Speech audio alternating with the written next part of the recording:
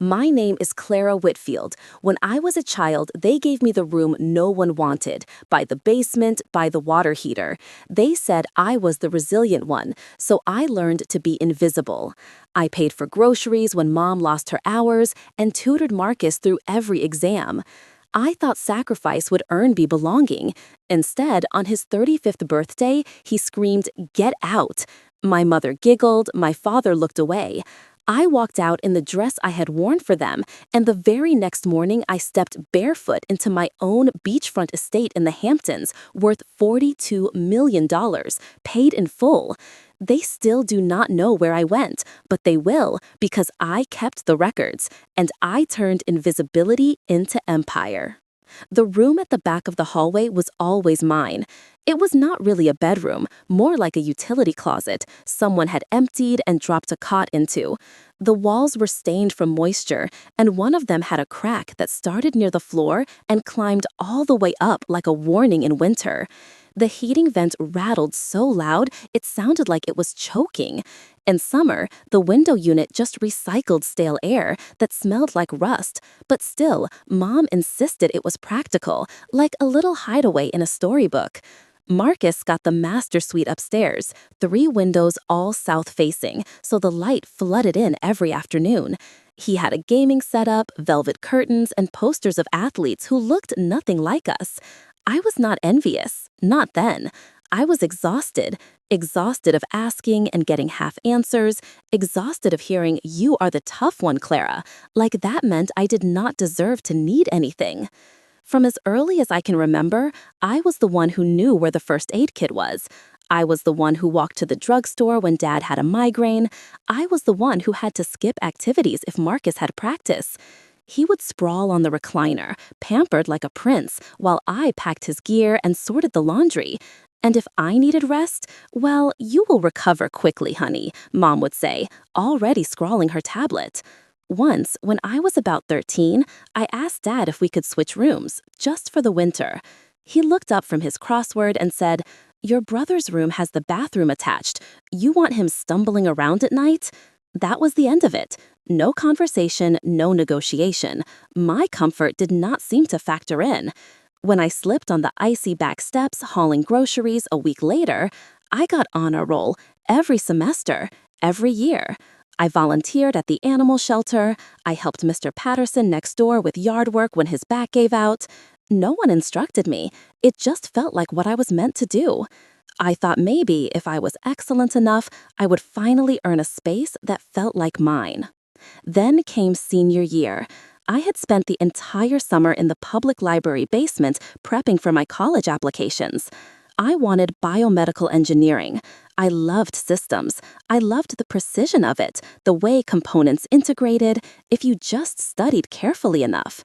People did not work like that, but circuits did.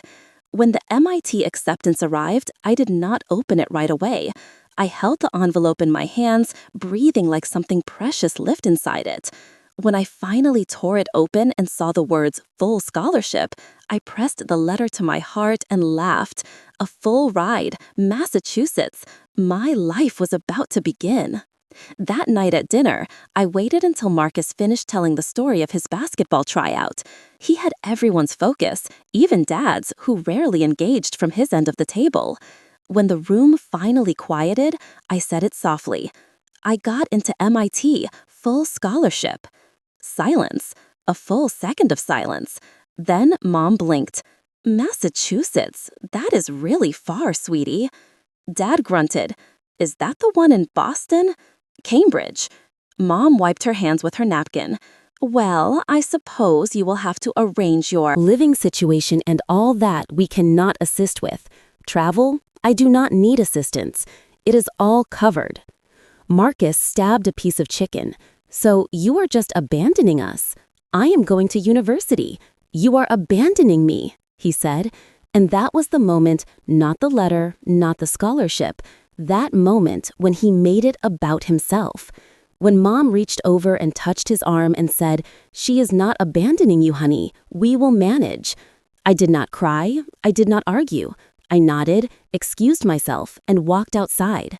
There was no celebration, no cake, no congratulations card. I packed my belongings in silence. Over the next 2 months, my room did not take long. Most of my possessions fit in 2 suitcases and a backpack. Marcus complained when I rolled them into the hallway. He told me I was selfish, that the house would feel strange without me, that Mom was already stressed, but he did not offer to help carry anything. The morning I left, Mom handed me a packed lunch. Ham sandwich, no mayo, just how I preferred it. But her face was tight, like she was suppressing 100 things. She kissed my forehead. Dad honked from the driveway. He would not be stepping out of the vehicle, he said. He was running late. When I walked down the steps and looked back, Marcus stood in the doorway with his arms folded. "You think you are superior to us now?" he asked. I did not answer, not then. The drive to the airport was silent. Dad dropped me off at departures without switching off the engine. I hugged my carry-on and stepped onto the sidewalk as he drove away. No wave, no farewell. I flew across the country with a heart full of sorrow and anticipation tangled together like thread. In Cambridge, the air was crisp and the sidewalks smelled like coffee in the mornings.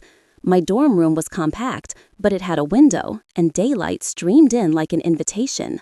For the first time in my life, the space around me belonged to me. But even then, late at night, I would sometimes reach for my phone. I would scroll through old messages, check voicemails I never returned. I kept my number the same for years. Part of me believed someone would reach out, that one day they would say the words I always wanted to hear. "We appreciate you, Clara. We are proud." But the phone stayed quiet, and so did I. I filled my days with textbooks, research, and cheap tea at Boston University. I felt like I had finally stepped into a life that did not require, "I apologize for breathing." No one there knew I came from a family where silence was louder than recognition. No one knew I used to sleep in a damp room beside a water heater. They just saw me a systematic mind, a reserved girl with sharp analysis. And in those classrooms and laboratories, that was enough. I worked part-time at a campus cafe to cover expenses. The scholarship did not. Nights were long, and I often fell asleep with my notebook still warm beside me. But it was a good kind of fatigue, the kind that felt like progress, like maybe, just maybe, I was constructing something real. In my junior year, I landed a summer internship at a small biotech company in Kendall Square. It was modest, run out of an office that used to be a printing shop, with whiteboards on every wall and beanbags no one ever utilized. The team was lean, young, ambitious. I was just another intern until I met Nathan Brooks. He was the lead researcher, about 6 years older than me, with permanently tousled hair and a worn leather jacket. He wore even in August. The first time I presented a solution at the weekly sync, he did not say "good work" like others did. Out of courtesy, he asked to review my methodology. Then he called me into his workspace later to ask how I had reasoned through the problem. Most people acknowledged the outcomes. Nathan cared about the process behind it. We stayed late some evenings, going through lines of data like puzzle pieces. He NGD'd me, not because he questioned me, but because he believed in me. For the first time, someone looked at my intellect like it was a resource worth developing. That autumn, I turned down 2 return offers to stay in Cambridge and continue working part-time for Nathan's team. I did not inform my family. By the time I graduated, I had already been promoted to associate researcher. The company was expanding into personalized medicine, and I proposed an idea during a meeting one day, a simple, streamlined platform that could help patients track treatments, automate medication reminders, and reduce hospital readmissions.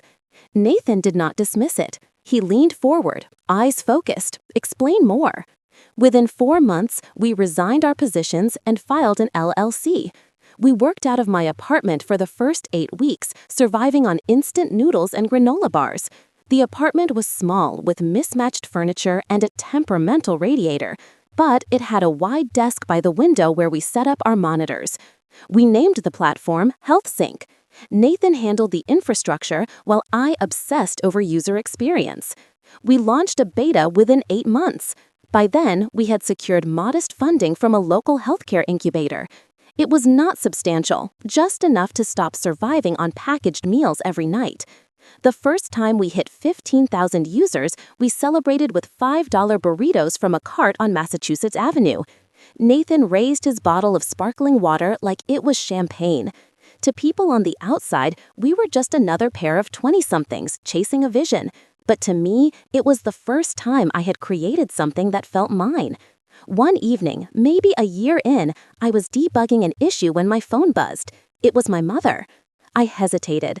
The last time we had spoken, she spent 25 minutes describing Marcus's new promotion at a local firm. She had not asked what I was doing or how, just said, "Your brother is doing well." Still, I picked up. Mom launched right in. "Marcus got recognized in the company newsletter. Is that not wonderful?" I said nothing. Then she asked if I was still working at that little startup. I almost corrected her, almost told her I was the CEO now, that I had signed our first major partnership agreement last week, that our user base had grown by 40% in 3 months. But I stopped myself. She would not register it. So I said, yes, still working. She hummed like that was sufficient, then added, "Marcus might visit Boston next spring. Maybe you two can connect." I said, sure. After we hung up, I stared at the dark screen of my phone for a long time. Nathan walked in with 2 teas. "You all right?" "Yeah, just family matters." He nodded like he understood. Maybe he did. Nathan did not inquire much about my background. He never intruded. But one night during a snowstorm, we sat on the fire escape, watching flakes drift down the alley, and he said something I never forgot. Sometimes, when the people who are supposed to cherish you the most do not recognize you, you start constructing mirrors in your mind. You keep searching for yourself in their reflection, and you never locate it. I did not respond. I did not need to. In the second year, we relocated into a shared workspace in downtown Boston. It was not elegant, but it had natural light and a coffee machine that functioned most of the time. We hired our first designer, a colleague of Nathan's from graduate school, then a customer success lead, then a junior developer. HealthSync crossed 200,000 users by spring, but still, I did not inform my family. Not about the platform, not about the Series A funding, not even when we were featured in a healthcare innovation column in a national publication. I observed from a distance as Marcus posted his gym selfies and weekend getaways. Every now and then, I would receive a forwarded email, FR. Mom about a local community event or her book club gathering. There was always some mention of Marcus at the conclusion. I would reply with a brief note, "Glad to hear things are going well." It became our pattern. They existed in a world where Marcus was the center. I had accepted that until the world I was constructing started to generate its own gravity and people started to notice. Not the ones I had waited years to hear from, but the right ones. They were healthcare investors, medical grant officers, even a few curious journalists who called me Miss Whitfield instead of just Clara. It felt unusual and validating all at once. Our growth was steady but genuine. Every week brought a few more users, a few more testimonials, a few more reasons to keep going. But then the metrics plateaued. Then they declined. Customer feedback became harsher, not because we failed to deliver the fundamentals, but because our competitors had begun doing more and faster. Our small team worked diligently, but we did not have the budget for advanced features or expensive integrations. What we had was vision. What we lacked was time. 18 months after our official launch, one of our seed investors requested a meeting. I walked in with a folder of charts, projections, and a hopeful heart. I walked out with a deadline. If we did not demonstrate significant user growth in the next 60 days, they were withdrawing.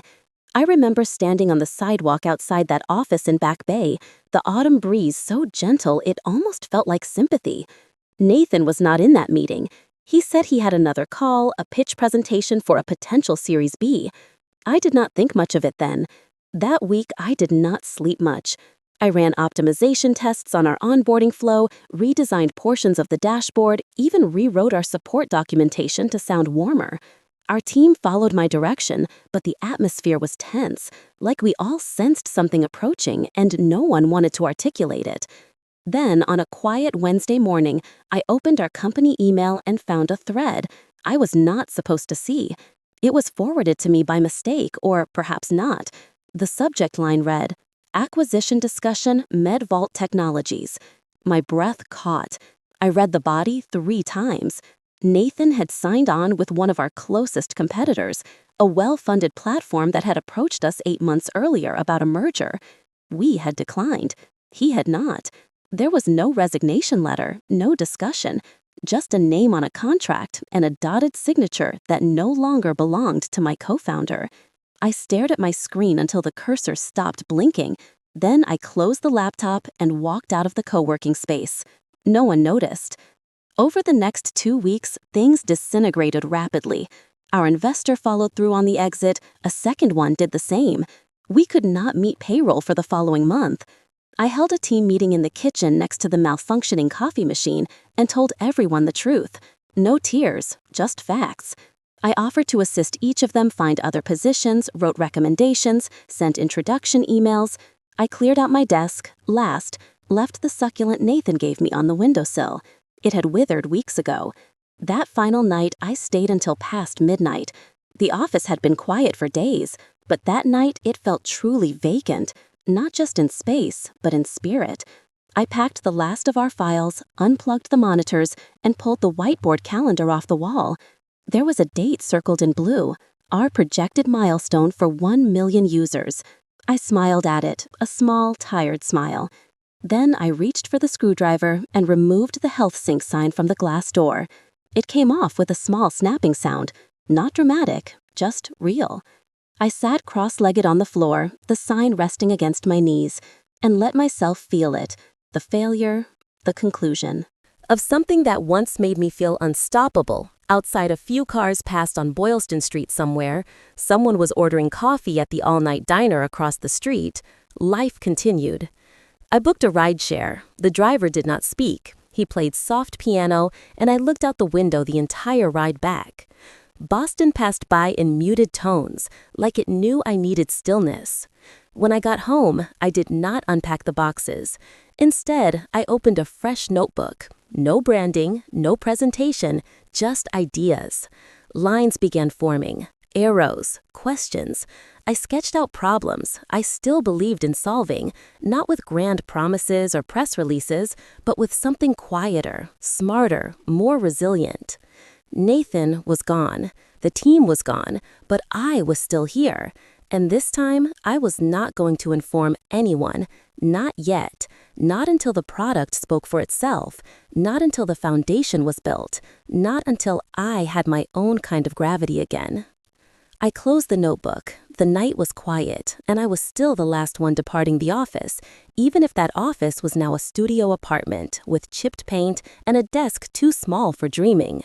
But I was going to dream anyway. I started waking at 5 every morning, not because I wanted to, but because my mind would not let me rest. Ideas poured in, chaotic and urgent, and I would capture them on sticky notes, napkins, the back of receipts. I was afraid if I did not, they would vanish, just like HealthSync had. At first, it was all theory. I tested algorithms in my apartment, coded late at night while the upstairs neighbor practiced violin. I knew what I wanted this time, a wellness platform that did not guilt people for struggling, that adapted to them like a trusted companion would. I called it Beacon, not officially, not yet, just a word scribbled across a page, but it felt right, warm, steady, like something people would trust. I did not want a co-founder this time, no board seats distributed for friendship, no face of the company to smile on stage while I rebuilt every back-end process alone. Still, I knew I could not do it entirely solo. I needed a team, small, sharp, quiet. I found Elena first, a data scientist who had left a major hospital system after watching her predictive models get diluted by administration. Then David, a regulatory expert who despised red tape but loved precision. We were unconventional together, meeting in borrowed conference rooms and modest coffee shops around Cambridge, but we moved fast, faster than I ever had before. And this time, I did not list myself as CEO. I did not accept interviews. I did not put my name on press releases. Elena became the public face. She did not want it either at first, but she understood. She said the technology should lead, not the personalities, and she did not mind absorbing some attention while I worked behind the curtain. We launched the beta quietly, 7 months in, no fanfare, just a waiting list and a commitment to listen. Users trickled in, curious and cautious. We answered every message ourselves. We fixed bugs in real time. And when someone wrote, "This actually helped me manage my chronic condition," I sat down and cried in the kitchen. We gained traction, grants, mentions in industry newsletters, venture capital circled around, but we were not ready. Not until the code felt bulletproof, not until the model learned without bias. 3 years in, we filed for a patent on our AI engine. I signed it with my full legal name, tucked into a line of technical authorship, no titles, just initials, at a digital health summit in New York. We were invited to demo. Elena would present. I would watch from the audience like just another researcher with a lanyard and tired eyes. The conference hall was sleek and unforgiving, full of people who said things like exit strategy and market positioning over $12 lattes. Our booth was small, a single monitor, looping Beacon's interface, and a bowl of mints we forgot to replenish. Alina stood tall, confident, but authentic. She did not oversell. She walked through our origin, our philosophy, and then the platform itself. No magic, just mathematics done correctly. When the Q&A opened, a man in a tailored blazer raised his hand. He did not introduce himself, just said, "Who is the architect behind the Beacon logic framework?" Elena glanced at me. I shook my head, just barely. She smiled and said, "We are a collaborative team." The man smirked. Interesting, because the patent filing lists C. Whitfield as the lead contributor. A ripple went through the room. I felt my hands clench in my pockets. Elena did not flinch. "Yes," she said, "that is correct." "Is she present?" he asked, scanning the rows. I stayed seated. Another investor whispered something to his colleague. I caught the word stealth. Elena changed the subject. She always had timing. She pulled the screen to show Beacon's real-time adaptation tool, and the crowd leaned forward again. The moment passed, but I felt its weight afterward. In the hallway, Elena handed me a bottle of water. "You okay?" I nodded. He was not wrong, but I am not ready to be public. "You do not owe them a name," she said. "You built something better than that." That night, I walked the High Line alone. The lights from the skyline shimmered like scattered ideas I had not caught yet. I stopped at a bench and sat thinking about everything I had given up, the recognition, the applause, even my own name. But I did not feel regret. Beacon was growing. Our users trusted us. Our model worked. And my name, buried in legal code and invisible strings, was enough. I did not need a spotlight. I needed freedom. Freedom from being compared to Marcus, freedom from the weight of eldest child responsibility, freedom to build without being dismissed. As I headed back to the hotel, I passed a bookstore with a display that read, "The Narratives That Shape Us." And I thought, not every story needs a cover photo. Some just need to be told in the right language, quietly, accurately, authentically. The next morning, we received our first acquisition offer, and we did not say yes, not yet. I had not been back to Philadelphia in over a decade, not for holidays, not for birthdays, not even when Mom had minor surgery 3 years ago. She texted me after the hospital released her, not during. That was our rhythm. Now, distance and delay. The invitation came in a cream envelope addressed in Marcus's neat handwriting. Inside, a glossy card read, "Join us to celebrate Marcus's 35th birthday." There was a photo of him on the back, grinning in a navy blazer, champagne glass raised. Mom had added a note in blue ink. "Hope you can make it home, Clara." She still wrote the word home like it belonged to all of us. I almost discarded it, but then I did not. I purchased a bottle of Bordeaux from a local vineyard outside the Hudson Valley, one that was not sold in stores. And from a dusty box in my closet, I pulled out an old photograph. Mom used to treasure, a black and white image of Grandma by a lake, the kind she had said reminded her of childhood, even though we had never been. When I landed at Philadelphia International, the humidity hit like a barrier. I stood on the curb, gripping the neck of the wine bottle through a paper bag, and waited for a rideshare. The driver glanced at me in the rearview mirror. He asked. I nodded. The house looked the same: green shutters, gravel driveway, wind chimes that always tangled in each other. Balloons were tied to the porch rail. Inside, people laughed in bursts, the kind that followed champagne and easy privilege. I knocked. Dad opened the door. He stared for a moment too long, like seeing me required processing. "You came," he said. I held up the wine and the photograph. Figured he had enough candles. He chuckled. Not warm, but not cold either. Just uncertain inside the living room, pulsed with music and the scent of catered appetizers, Marcus stood near the fireplace wearing a cream sweater like he was hosting a gallery opening. People swirled around him, orbiting like he was gravity. Mom approached with a rehearsed smile. "You look well. So do you." I handed her the photograph. She blinked, then smiled for real. "This? You kept this?" I nodded. "I remember you treasured it." She squeezed my hand briefly, then turned to greet someone else. That was the most affection we had exchanged since I was 21. I stayed near the hallway for a while, sipping my wine slowly, watching from the periphery. A few cousins waved. Aunt Margaret asked if I was still doing science things. I said yes and left it at that. Dinner was set in the backyard under string lights. I found a seat at the far end of the long table. Marcus made a speech about growing older, finding your purpose, and knowing who your real supporters were. Then the toast started. When it came to Mom's turn, she raised her glass and said, "To my wonderful son, who has never stopped making us proud." Dad followed, "You have always been the light in this family." I sipped my wine, then Marcus stood again, holding his glass with both hands like he was at an award ceremony.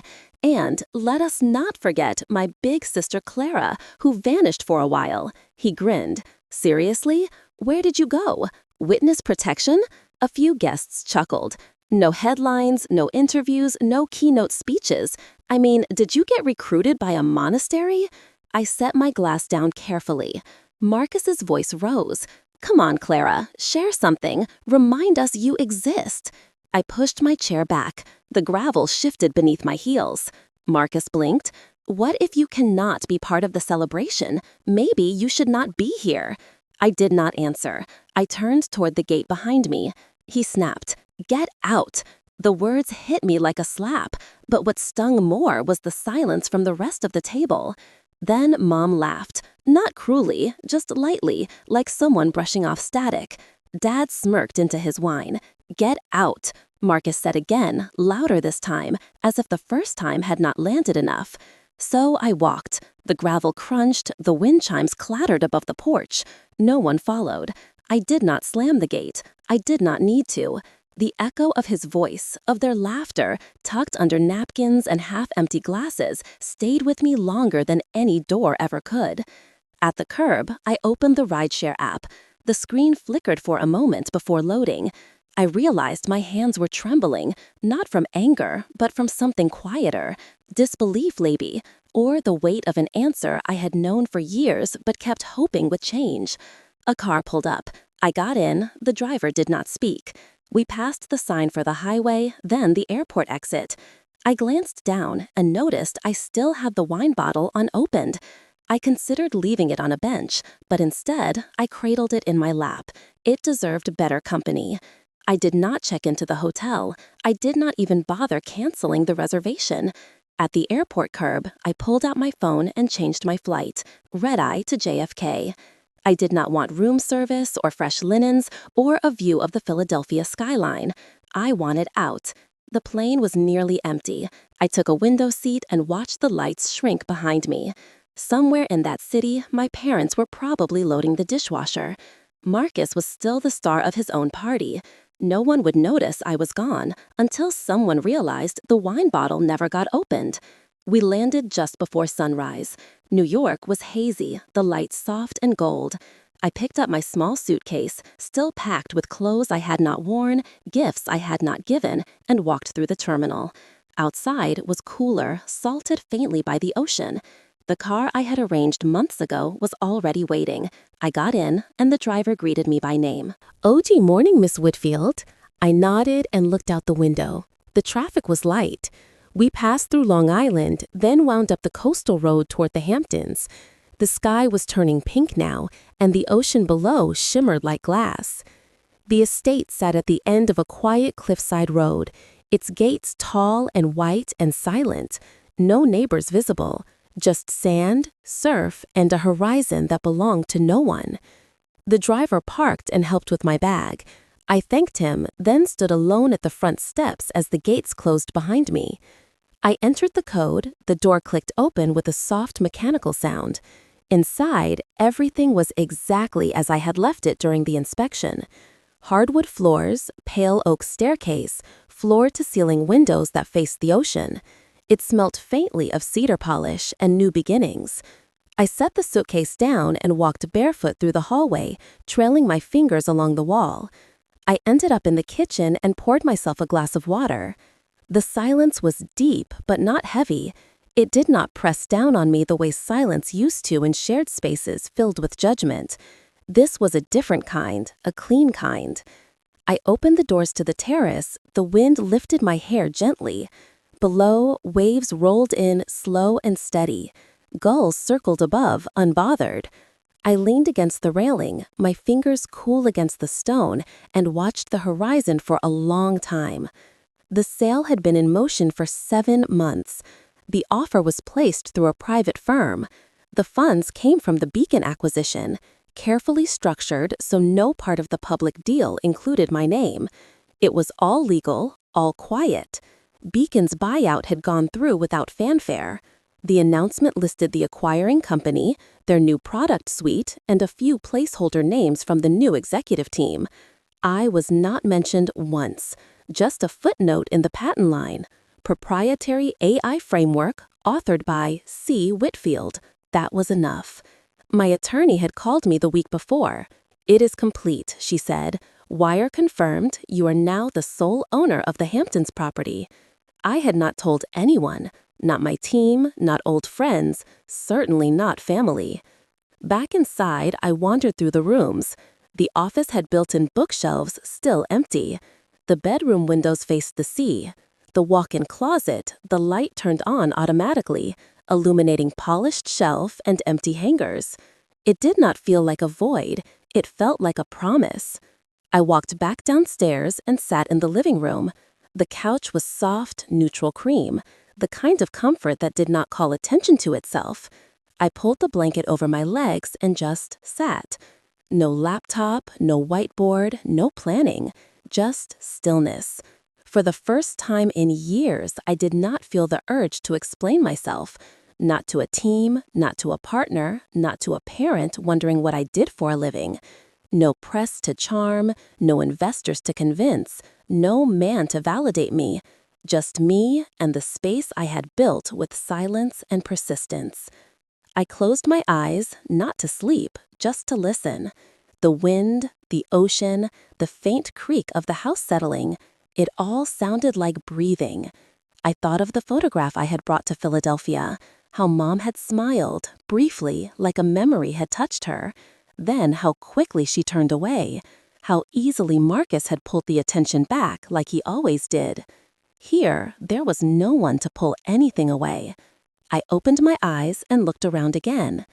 If you have ever been pushed out of the place that was supposed to be your home, tell me, would you build something new, or would you go back and knock on that same door again? I would love to hear your story. And if you saw even a small part of yourself in mine, leave a like or drop a note. Sometimes the quietest voices carry the furthest.